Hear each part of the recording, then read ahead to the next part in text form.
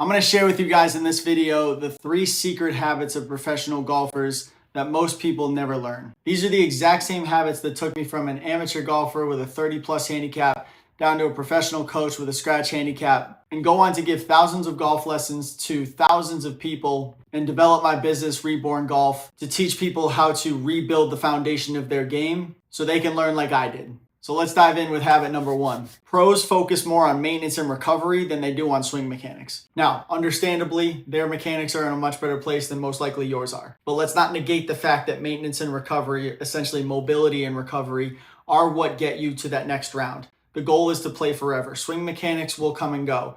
The pros are always even tinkering with their swings, right? We're never in a place where the swing is perfect. So, what can we do to make sure that we're able to continue playing even if the swing is not perfect? We have to focus on the maintenance of our muscles, the mobility portion, our range of motion.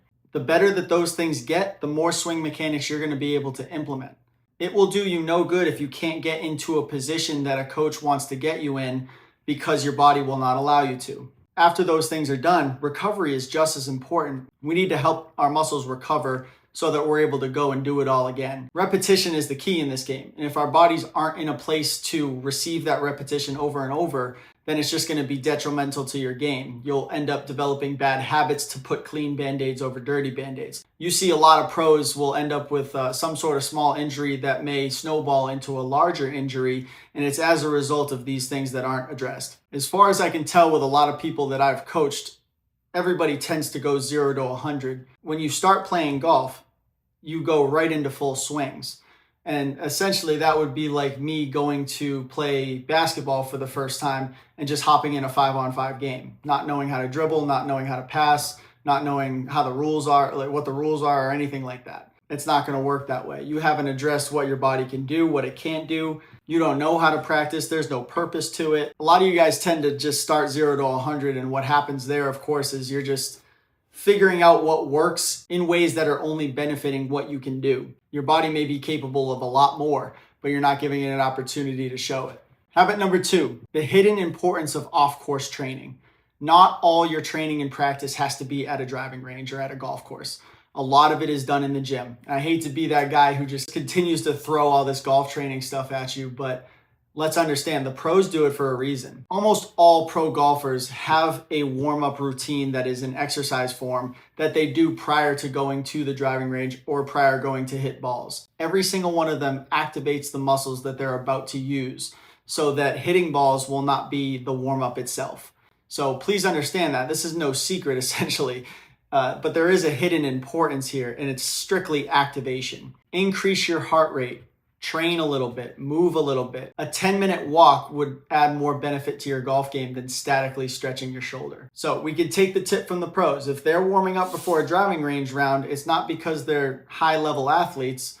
It's because they need those muscles to not get injured, as do you. So you can compare yourself to pro golfers by saying, yeah, I don't want to get injured either. Amateurs or professionals don't want to get injured playing golf. It seems so simple, but it's a lot of high stress, quick action movements. It's a marathon and a sprint, and it's very easy to have a tweak that grows and snowballs into a prolonged injury. You can check my YouTube page playlist section. There's a library of different exercises that are fantastic for all levels of what you're looking to do. Warm up, post, cool down, swing speed, power, strength, all mostly at home too. All right, habit number 3. You may know this one as well. How the pros structure a practice session. Okay, no professional golfer goes to the driving range with no intent. Some sort of structure, some sort of intent. There's a reason they start at wedges and work their way up to driver. No one ever goes to you'll never see a pro go to the driving range and whip out their driver first thing, unless it's after a round of golf and they're going to prepare for that overtime, sudden death. There's structure to every professional practice session. I'm aiming at something particular. I am working on a specific shot shape. I am trying to work the ball both ways. I'm working on a draw. I'm working on a fade. I'm working on some sort of field drill that I'm sticking with, good, bad, or indifferent. They see their practice sessions through. A lot of amateurs, what you guys will do is you'll try something, and if it doesn't work immediately, it goes out of the bag. The first time you ice skated, you probably looked like Bambi out on the ice. It probably wasn't too pretty. but the ice skates still worked. You wouldn't take off the ice skates for shoes because it felt more comfortable. The people who saw it through with repetition will be the ones that reap the benefits, reap the rewards. So just because something doesn't work one time immediately doesn't mean that it's not the right thing for you. So through drills and tips and things like that that are meant to help you for whatever personalization that you were looking for, those things will work over time. It just won't change like that, especially if your body's not prepared to do it or if your body can't do it. So to get better at golf, you have to first address the foundation.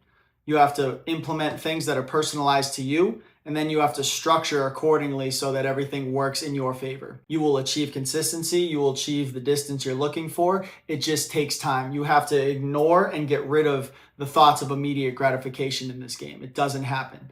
What's great is those shots that you'll have that are just like, that one felt good, that was perfect. It happens through practice, but understand all your training isn't done on the driving range. It'll be done at the gym, it'll be done at home, and then it'll be done at the course. And this is exactly how I was able to create Reborn Golf and help my own game. It took me years, but I want it to take you weeks. I want it to take you months at the most.